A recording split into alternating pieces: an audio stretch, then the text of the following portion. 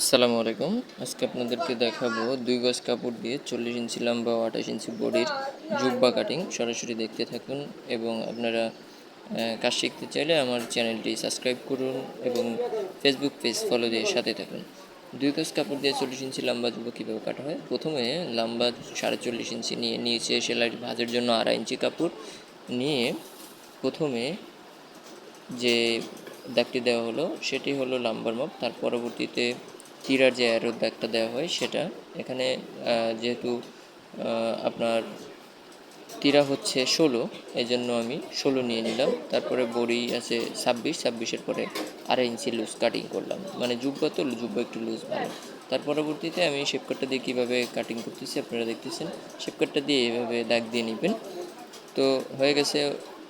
আমি একটু অ্যারো করে নিলাম, তাহলে আর কানি জ্বলবে না। অনেকের কানি জ্বলার যে ঝামেলাটা হয় সেটা গলার যে গোড়াটা আছে ওইখান থেকে লাম্বার ওইখানে অ্যারো দাগটি দিয়ে নেবেন। তো আমার এখন আর্ট করা শেষ। তারপরে গলার একটু কাই কেটে সুন্দরভাবে আমি কিভাবে এটাকে অ্যারো করে নিছি, দাগে দাগে কেটে ফেলছি। আমার সামনের পার্ট কাটা শেষ। পিছনের পার্টে তেমন একটি কাজ নেই। সামনের পার্টে এখন আমি 12 ইঞ্চি বুক ফাটা দিলাম কান্দি থেকে এবং পকেটের দাগ 5.5 ইঞ্চি নিচে দিলাম। এটা হলো মরার দাগ থেকে 5.5 ইঞ্চি নিচে। তো সামনের পার্ট ওকে। এখন আমি পিছনের পার্টের দাগটি দিয়ে নিলাম। পিছনের পার্টটি হবে সামনের পার্টটা সেমভাবে ফেলে শুধুমাত্র তীরার কাজ আছে। পিছনের পার্টের কাজ হলো তীরা, যেহেতু ওয়ান পার্টে হয়, ওয়ান পার্টে হলে তীরার লাম্বার সামনের পার্টের চাইতে আমরা 1.5 থেকে 2 ইঞ্চি লম্বা বেশি কাটি এখানে। তো আমি এখানে 1.5 ইঞ্চি নিলাম, তারপরে এখানে 1.5 ইঞ্চি দিয়ে যেহেতু 16, তো আমি শুধুমাত্র 1/2 ইঞ্চি বেশি নিব, পিছনে 17 ইঞ্চি কাটলাম। তো 1 ইঞ্চি ডাবিয়ে দিলাম পিছনের কলারের জন্য। তো আমাদের ব্যাকপার্টে একদম সহজেই কিন্তু কাটিং করা শেষ হয়ে যায়। ব্যাকপার্টে তেমন কোনো ঝামেলা নেই, শুধু বুঝতে পারলেই হয়। তো আমাদের ব্যাকপার্ট কাটা শেষ হয়ে গেছে এবং আপনারা ভিডিওটি শেষ পর্যন্ত দেখবেন।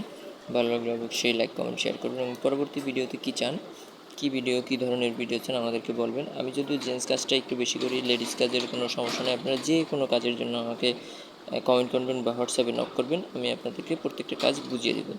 সাইড থেকে যে কাপড়টা বেঁচে আছে সেই কাপড়টি দিয়েই কিন্তু আমরা 2টা হাতা নিয়ে নিব। এই যে সোজাভাবে ভাঁজ করে নিলাম। যেহেতু 2 গজ কাপড়, এটা এক সাইড করে কাপড়টি কাটতে হয়, সেজন্য এইভাবে হাতার কাপড়টা বের হয়েছে। তো 26 ইঞ্চি বডি, সেখানে 6.5 হলো যে আপনার এটা আসে 4/1 ভাগ। তো আমি এখানে 1/2 ইঞ্চি বেশি নিব, এখানে হচ্ছে 7 আসবে। তো 3 ইঞ্চি দাবিয়ে দিলাম। এখন যেহেতু 16 ইঞ্চি, 8 ইঞ্চি বাদ দিয়ে হাতার লম্বা 27 ইঞ্চি এটা নিয়ে নিব। হাতার মোহরের জন্য 2.5 ইঞ্চি কাপড় বেশি নিব। তো আমরা হাতার মোহরের জন্য 2.5 ইঞ্চি কাপড় কীভাবে বেশি নিব, 26 ইঞ্চি নিয়ে 2.5 ইঞ্চি কাপড় বেশি নিয়ে নিলাম। এখন এখানে হাতার মুখ হচ্ছে 10 ইঞ্চি। তো এখন শেপ কাট দিয়ে আমি দাগ দিয়ে নিলাম সোজাভাবে, কিন্তু হাতা ওকে হয়ে গেছে। হাতা কাটিং শেষ। এখন আপনারা যদি না বুঝেন তাহলে আমাকে অবশ্যই কমেন্ট করে জানাবেন। আমি কিন্তু আপনাদেরকে বোঝানোর জন্যই এভাবে স্লোভাবে, এত স্লোভাবে ভিডিও কেউ দেয় না, আরও দ্রুত দেয়। যদিও ভিডিওটা একটু লং হয়ে যায়। তারপর আমি তালপাট কেটে নিলাম।